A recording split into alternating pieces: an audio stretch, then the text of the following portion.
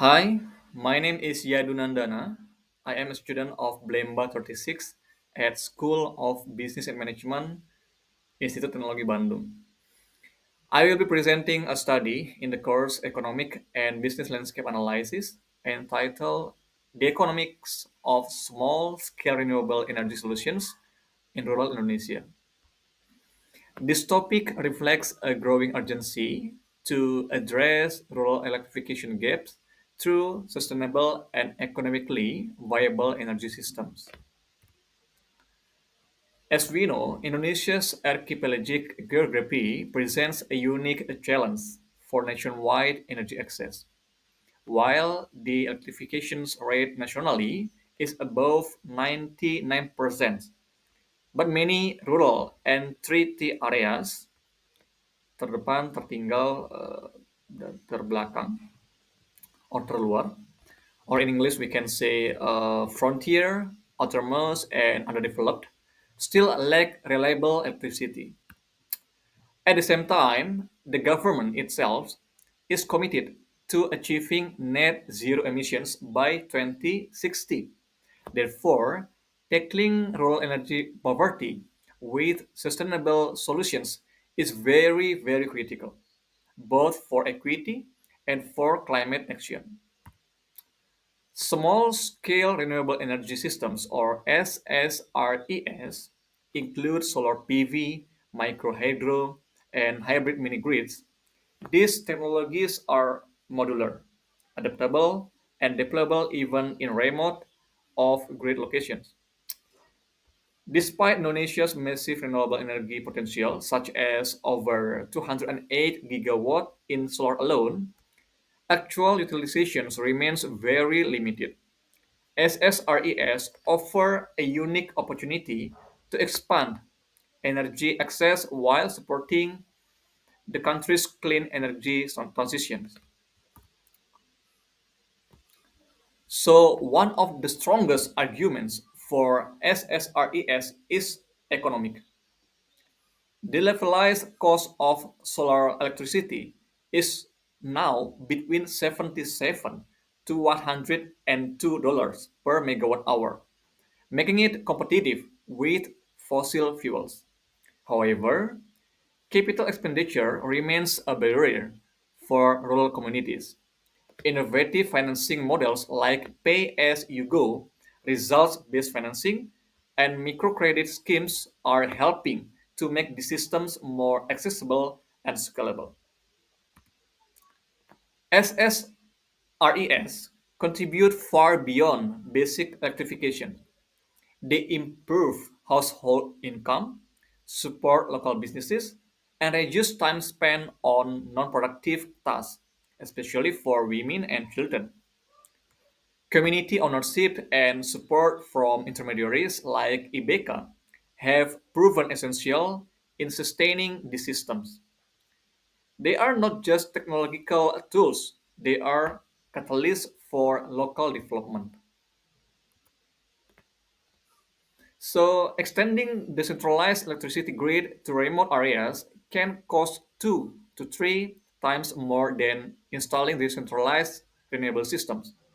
Moreover, these regions often suffer from unreliable voltage and frequent outages. SSRES provide a more flexible, locally controlled solution.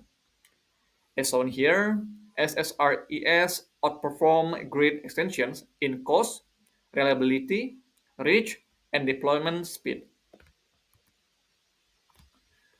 Although Indonesia has strong policy frameworks like KIN, Kebijakan Energi Nasional, ya, and RUEN, Rencana Umum Energi Nasional, but implementation is often fragmented. So, bureaucratic overlaps, complex licensing, and weak regional capacity are major barriers. Local empowerment and clearer institutional coordinations are very crucial. NGOs and local enterprises can help bridge the gap between top down policies and grassroots realities. These are several successful examples of SSRES implementations. So we can see here the first one is Sumba Iconic Island project aim for 100% renewables but struggle with institutional coordination. And the second one, IBECA's micro hydro projects demonstrated the value of community ownership. And the third one is solar power water pumps in Central Java, improve irrigation and reduce diesel use. These cases show that successes depend not just on technology, but also on governance and community participation. So SSRES require financing models that reduce risk and encourage investment. Blended finance, where public and private capital work together, has emerged as a key solution for this. Results-based financing also helps by linking disbursement to verified outcomes. Community-based energy cooperatives are another emerging model, uh, though they require supportive regulations to scale. Technology innovations is advancing rapidly. We now have smart meters, remote diagnostic, and modular systems that improve system reliability. But technology alone is not enough.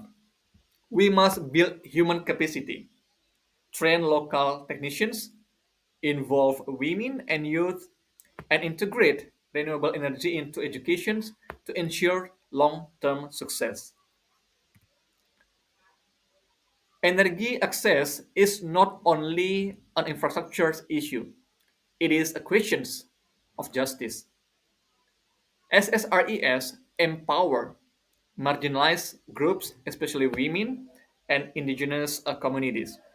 Projects that are community led and inclusive are more sustainable and impactful. A truly just energy transition leaves no one behind.